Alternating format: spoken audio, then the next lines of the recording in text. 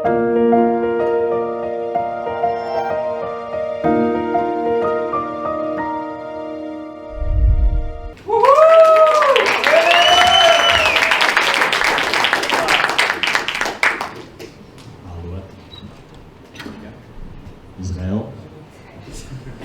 Obrigado. Bom dia, tudo bem? Bom dia. Maravilha, público cheio, que bom que vê isso. O copo está meio cheio, né? Tem mais de 20% das cadeiras lotadas. O que eu vou reclamar? Maravilha. Primeiramente, queria agradecer a Rebeca, ao Sérgio, aos co-palestrantes, e em especial aqueles que não tinham nada a ver com o Pato e que estão aqui apoiando a gente. Muito obrigado pela sua presença e pelo Sérgio e a Rebeca pela organização e treinamento. Nós temos um grande desafio aqui, que o Sérgio nos deu, que é cumprir o tempo.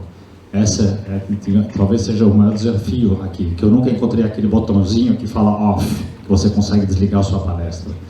Então, esse é um problema. Bom, sobre mim eu não preciso falar. O tema, eu vi agora, assistindo às palestras dos meus colegas, eu tenho que dizer que ele é um pouco redundante, porque no fundo todo mundo aqui falou de transições, de alguma forma, de um modo e outro. E a nossa vida é isso, né? Então, eu comecei com as 4 estações, não por acaso, que são as transições que a gente conhece nas nossas vidas.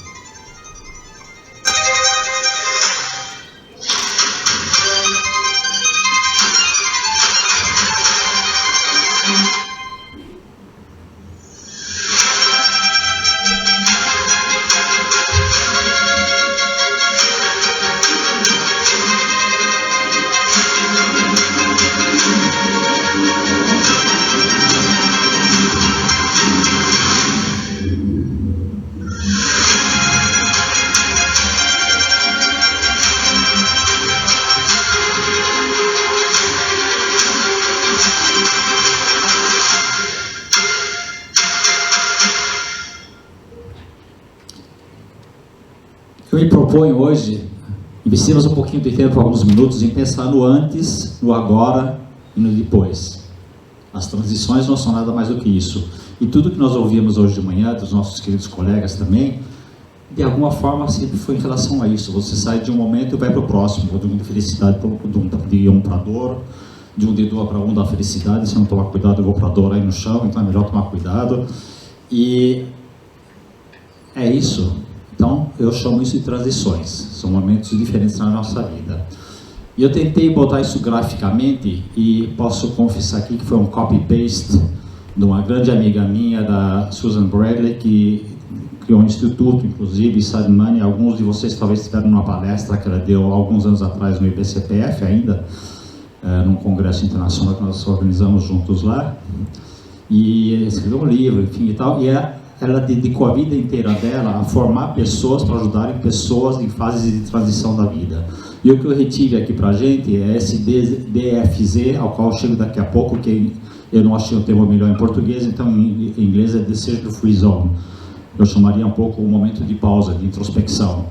E como exemplo eu citaria aquela coisa no trânsito, hoje de manhã estava tranquilo, mas ontem à tarde todo mundo cortando todo mundo, e que você chega uma hora, se vira e quer falar o que não deve, ou fazer, ainda pior ainda, o que não deve.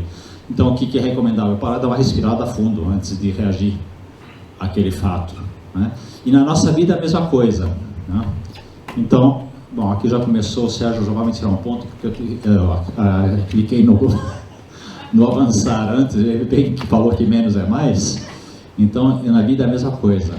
Porque na antecipação, aquela coisa que a gente fica esperando que pode acontecer. Se eu vou na lotérica fazer uma fezinha, obviamente eu vou com uma esperança, eu vou com uma expectativa de talvez levar algum dinheirinho para casa, sem fazer muito esforço, né? Se eu tenho alguém com problema de saúde sério na minha vizinhança ou na minha casa, eu tenho uma antecipação negativa. Eu tenho de um lado a esperança e do outro lado receio, medo, né? E isso vai ou não vai se concretizar, o positivo ou o negativo. Existem alguns fatos, como todos nós aqui sentados estamos lembrados, que é a pandemia, que ninguém antecipou, simplesmente apareceu, caiu do céu. Isso também existe, né? Bom, chega algum momento em que aquela antecipação, aquilo que a gente, principalmente aquilo que a gente esperava de alguma forma, se encerra, acontece. Se não aconteceu, esquece. passado, vida que segue. Se aconteceu, opa, e agora? E aí meu e agora, que é o que eu chamo de período de passagem. É onde a gente vai ter que decidir, e agora, o que eu faço? E é um período muito confuso, é onde todos os sentimentos se misturam, onde a gente percebe que eventualmente tem falta de conhecimento, falta de preparo, que a gente tem medos, cria um certo caos na cabeça, a gente enxerga possibilidades, principalmente se eu ganhar na Mega Sena, né? Mas de qualquer forma a gente enxerga possibilidades, e a gente tem que passar isso a limpo. E aí que vem o DFZ, desculpa, que é eu vou chamar isso de um período sabático. Esse período sabático pode ser que nem no exemplo do trânsito do minuto, pode ser de repente de semanas, ou pode ser de meses. Imagina se eu tenho, vamos voltar ao exemplo da Mega Sena, caíram 200 milhões de dinheiros na minha conta. Bom, eu acho que talvez compense o investimento parar um pouco. Ou eu fiquei sabendo, foi diagnosticado com uma doença muito séria. O que eu faço? Eu simplesmente pulo da ponte ou dou uma parada para pensar? Nós teremos 2, 3 exemplos essa manhã sobre pessoas que passaram por situações muito difíceis e que tiveram que respirar fundo, né, e pensar qual é o próximo passo. E se o fizeram, foram para frente, provavelmente, melhor do que se não tivessem feito. Imagine você acabou de saber que foi o único vencedor na Mega Sena. Eu falei 200, vamos botar mais. 300 milhões de dinheiros na sua conta. Quem não gostaria? E agora, hein? Uau! Yes! Só alegria? Pois é, eu vejo a gente sacudindo a cabeça. Não é verdade? É um bom, a gente adoraria ter este problema em vez de outros, é claro, todos nós, né? Mas independentemente disso, de qualquer jeito, não é necessariamente só alegria, traz desafios, traz perguntas, traz medos, traz inseguranças. Para quem eu conto, será que eu conto? Será que eu escondo? Como é que eu gasto? Será que eu gasto? Será que eu fico? Né? E eu encontrei muito milionário idoso por aí. Opa, estou falando de mim também. Por mais que você tenha recursos, você sempre ficar inseguro se vai dar até o final da vida. Então é chamado longevidade, né? Mas não tem ideia para quanto tempo tem que durar aquele bendito dinheiro. E não importa se é 10 mil, 100 mil, 100 milhões, de qualquer jeito sempre é um desafio. Tá? Enfim, tem todo o turbilhão que se gira em volta. Pensa no monte de amigos que de repente aparecem no seu radar, gente que você nunca viu na vida e de repente é seu do peito. Projetos maravilhosos para você investir o seu dinheiro, que só vai dobrar, só vai... Aquele boteco da esquina, aquele terreno que está encalhado faz 20 anos, investe que vai valer muito a pena, né? Então, sabemos do que ele está falando. Agora vamos pensar não só na Mega Sena, que essa é fácil, né? A Mega Sena até eu que gosto de quebrar a cabeça, né? Vamos pensar que tem um negócio chamado primeiro filho. Eu pus filhos, mas começa pelo primeiro. Que frio na barriga, hein? Muita alegria, mas também muito frio na barriga. Muita preocupação, Marcela que eu diga. Começou cedinho, né? Então, é as duas coisas, é alegria e preocupação. Tá? Você teve aquela expectativa, uma estabilidade durante a gravidez, né? E aí nasceu o rebento, e aí aguenta, né? Aí vai firme, e aí não tem como mandar de volta, né? Nem sequer, normalmente. Tem o divórcio, que normalmente é associado a uma questão preocupante, triste. Agora, a gente fica com raiva, com ódio, etc, etc. Eu não posso falar a respeito, porque eu estou há 38 enrascado na mesma. E ela não está aqui, né? Não, tá bom. Casado com a mesma. E estou muito bem, obrigado. Não quer dizer que todo dia é de sol, tem uns dias de chuva também. Mas tem muito mais bom do que ruim na equação, por isso que a gente está junto, né? Agora o divórcio também pode trazer alívio, porque pode ser o fim de uma relação não resolvida. Então pode ser o momento que você resolve as coisas e pode seguir vida que segue para todos os envolvidos, mãe, pai, filhos, outros parentes, amigos, etc. Não é fácil? Não, com certeza. Como disse, eu passei pela experiência, mas eu imagino. Luto e morte, bom, a priori, meus pêsames, a gente fica triste, né? É uma coisa, normalmente, a gente tem a parte dos sentimentos, tem a parte da convivência. Meus pais foram casados 60 anos, então a hora que meu pai faleceu também, para minha mãe, desmoronou o mundo durante um certo tempo, né? E existe também o alívio, eventualmente, o alívio de que o meu pai ia ter que amputar a perna, na hora que ele estava no hospital, pouco antes de falecer. Minha mãe ficou aliviada que ele morreu, não teve que amputar a perna, né? E assim, da mesma forma, pessoas queridas que passam por doenças terríveis que existem, e que vão ficar avariadas para o resto da vida. Então, muitas vezes a gente pensa a respeito, né? Venda ou falência do negócio, dois lados diferentes de uma mesma moeda. Seu negócio próprio, de repente você consegue vender no preço e condições maravilhosas, ótimo, maravilha, transmite seu legado. Ou você pode ter a falência do negócio, não é nenhum pecado, acontece mais do que a gente pensa, que nem divórcio, né? Parece que está ficando até a maioria isso aí. Cisne negro, alguém já ouviu falar? Quem já ouviu falar de cisne negro? Ok, estou vendo que é a fila da frente, o pessoal das finanças. Quem cunhou esse termo é um sujeito chamado Nassim Taleb, um filósofo, escreveu vários livros, entre eles esse do cisne negro, que foi de 2008, não é isso? Se eu não me engano, que era sobre eventos altamente improváveis, que são aquelas crises financeiras que ninguém espera, que parece que caem assim em pleno dia do céu, né? São normalmente efeito catastrófico e normalmente depois aparece um montão de engenheiro de obra pronta. De repente todo mundo consegue antecipar, todo mundo não, mas os sabichões da hora conseguem falar o que se devia ter feito para evitar ele lá no passado. Na época ninguém falou, tá? Então é uma característica desse cisne negro, a gente vive isso bastante no dia a dia. Essas transições positivas ou negativas acabam provocando mudanças, né? O antes, o agora, o depois, que muitas vezes desencadeiam estresse, que pode ser positivo, não precisa ser negativo, tá? E pode também, no seu caso negativo, criar, entre outros, sintomas físicos e mentais. Quem já passou por isso, eu acho que todo mundo já teve uma ou outra transição, nem sempre tão dramática, sabe do que eu estou falando. Pode ser ansiedade, depressão, insônia, pânico, e isso pode ser da variação do cor-de-rosa até o azul escuro, enfim, pode ser de todas as cores, todas as intensidades, e nem sempre é grave, às vezes sim, às vezes precisa de, como já foi dito hoje de manhã, também precisa de medicamento, né? Depois, pode provocar tensões musculares e dores. Pode provocar desatenção, que é um problema seríssimo.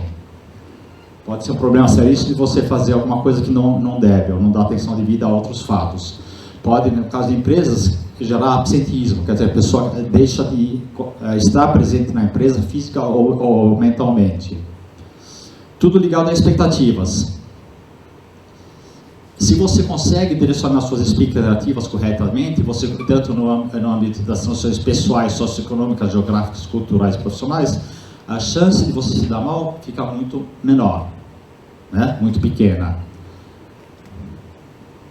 A única certeza são as transições vão seguir ocorrendo a cada momento, não tem como escapar disso. Como já dizia Nelson Rodrigues, a vida é como ela é. Provavelmente vocês já ouviram esse ditado. É uma montanha russa, tem seus altos e baixos, mas é preciso estar preparado para todos os momentos, pelo menos tentar. Fazendo um apanhado rápido aqui sobre o melhor exemplo que eu posso dar da minha própria vida, ele envolveu no fundo duas partes importantes. Uma foi a parte geográfica. Eu tive muitas mudanças na minha vida geográficas, de países, de cidades e de culturas, o que um fato pelo qual eu sou muito grato, que me deu uma abertura, me sempre manteve vivo, sempre esperto, sempre curioso, atualizado e me sentindo útil e relevante. Por sempre poder trazer algo diferente, porque não tem um lugar perfeito, não tem uma coisa perfeita, não tem um modo perfeito, né? Então, só deixa eu parar aqui rápido, eu sei que isso não se faz, mas vou fazer assim mesmo, que deu aqui uma coisa que eu devia ter desligado antes. Toda hora temos oportunidades de redefinir o rumo, então aproveitem, né? Como eu tentei aproveitar. Quais foram os ensinamentos? Minha primeira paixão, a música, mais especificamente o violoncelo. Queria virar um grande músico, queria tocar, toquei em orquestra sinfônica, toquei aqui, toquei ali, ganhei dinheiro, fiz um montão de coisa, mas o que eu aprendi? Que eu não tinha nem a disciplina, nem o talento suficiente para chegar onde eu queria. Eu queria chegar, na época, meu ídolo chamava Pablo Casals, que era um dos maiores violoncelistas da história, teve tantos outros depois, e eu simplesmente realizei que eu gostava muito, mas não era tão bom como eu gostava. Então, o que eu fiz? Eu procurei uma alternativa, e fui abençoado aí de poder fazer um estudo muito bom na área de hotelaria, fora do Brasil, inclusive, e me dediquei então à indústria de serviços, que foi o meu traço comum para o resto da vida, serviço e pessoas. Então, o que eu aprendi aqui? aceitar as mudanças, encarar elas e trabalhar seriamente. Não é simplesmente falar, vou fazer outra coisa, não. Tem que ir lá, tem que estudar de novo, tem que começar do zero, arregaçar a manga, limpa a privada, cozinha, vai servir a mesa e depois talvez vira gerente, ou seja o que for, e vai andando, passo a passo, né? E põe as pessoas em primeiro lugar, sempre, né? Aí chegou um momento na minha vida, pintou meio que por acaso um tal de wealth management, que era para os endinheirados da vida. Na época, é uma história toda peculiar, vários de nós já conviveram nessa esfera, mas o dinheiro era só o meio para chegar a alguma coisa, não era o fim, né? O importante era, como na vida, onde depois eu conheci muitos dos meus amigos atuais, era prestar um serviço dentro de um enfoque que ele era ligado a fortunas maiores e depois passou a ser mais relativo à parte do dinheiro especificamente, tá? E se tratava de serviços. Um montão de aspectos técnicos, aprendeu, não entendia nada, eu mal sabia preencher o cheque e era péssimo de matemática, tanto é que meus amigos que me tornaram depois fazer você, banqueiro, Deus que me livre. Mas enfim, parece que não foi tão mal, sobrevivi 15 anos e continuei fazendo de outra forma depois também. E principalmente quando eu descobri que o negócio não é saber fazer conta, é saber falar com as pessoas, entender as pessoas e trazer para elas o que elas precisam e querem. O que elas precisam quer dizer que nem sempre é o que elas querem, às vezes também tem que dar um espelho para elas e dar algum contra-argumento, alguma alternativa, na minha experiência.